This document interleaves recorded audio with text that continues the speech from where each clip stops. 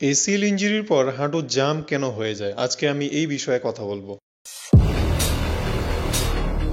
বন্ধুগণ, আমি doctor Manu Bora, orthopaedic surgeon and arthroscopic expert, team Orthosport, Gurgaon, Mumbai, ব্যাঙ্গালোরে। তো বন্ধুগণ, এসিএল অপারেশনের পর অনেকবার লম্বা রেস্টের প্রয়োজন হয়ে যায়। যদি আপনার কনভেনশনাল পদ্ধতিতে সার্জারি হয়ে থাকে, যাতে নি ব্রেস লাগছে কিংবা ম্যানিসকাস রিপেয়ার হয়েছে কিংবা আপনার এসিএল এর সাথে সাথে অন্য লিগামেন্ট ও রিকনস্ট্রাকশন হয়েছে, তো সেটাতে অনেক সময় হাঁটু জাম করে দেওয়া হয়। তার মধ্যে লং নি এক্সটেনশন ব্রেস লেগে যায়, হাঁটু ব্যান্ড করতে বারণ করে। কারণ কনভেনশনাল সার্জারির পর হাঁটু ব্যান্ড করলে লুজ হতে পারে স্ক্রু। যদি আপনার হাঁটুকে লম্বা সময় ধরে ব্যান্ড করছেন না আপনি, আর তার সাথে অপারেশনও হয়েছে, তো হাঁটু জাম হয়ে যায়। আর যখন এই জ্যামটাকে খোলার জন্য আপনার সার্জন আপনাকে অ্যালাউ করে নি ব্যান্ডিং এর জন্য, তখন আপনি আস্তে আস্তে করে জ্যামটাকে খোলেন। আর এতে ব্যথাও খুব হয়, কিন্তু আপনাকে ব্যথা সহ্য করতে হবে এবং আপনার সার্জন ও ফিজিওথেরাপিস্টের গাইডলাইনে হাঁটুকে ব্যান্ড করে নিতে হবে। আর যদি এরপরেও আপনার হাঁটু ভাঁজ হচ্ছে না, তাহলে আপনি আমাদের সঙ্গে যোগাযোগ করতে পারেন। আমাদের এক্সপার্ট ফিজিওথেরাপিস্ট, যিনারা শুধু এসিএল পেশেন্ট গুলোই দেখেন, তিনারা আপনাকে সাহায্য করতে পারেন আপনার হাঁটু ভাঁজ করাতে।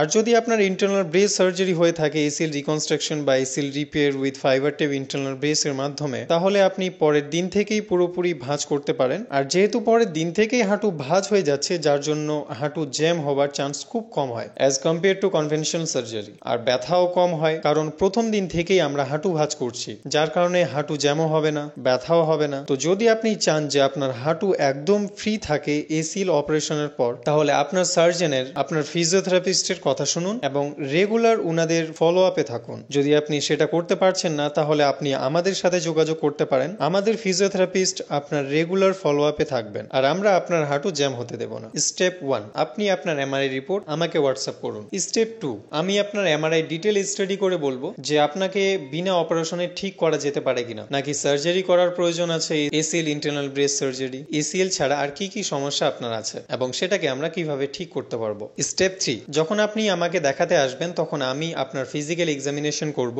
আপনার ফিল্মগুলোকে আমি ডিটেলে দেখব, আর সেটার উপর নির্ভর করে আপনাকে ট্রিটমেন্ট অপশন দেওয়া হবে। আপনার যত ধরনের প্রশ্ন থাক, আমি সেটার উত্তর দেওয়ার চেষ্টা করব। এসিএল ইন্টারনাল ব্রেসের সার্জারি রিকভারি আপনি দেখতে পারেন আমাদের ফেসবুক গ্রুপ এসিএল উইনার গ্রুপে, এবং এটাও দেখতে পারবেন যে কিভাবে অ্যাথলিটরা, কিভাবে খেলোয়াড়রা 3 মাসের মধ্যেই আবার পুনরায় খেলাতে ফেরত যাচ্ছেন এসিএল ইন্টারনাল ব্রেস সার্জারির পর। আজকেই আপনি আপনার এমআরআই রিপোর্ট আমাকে হোয়াটসঅ্যাপ করুন।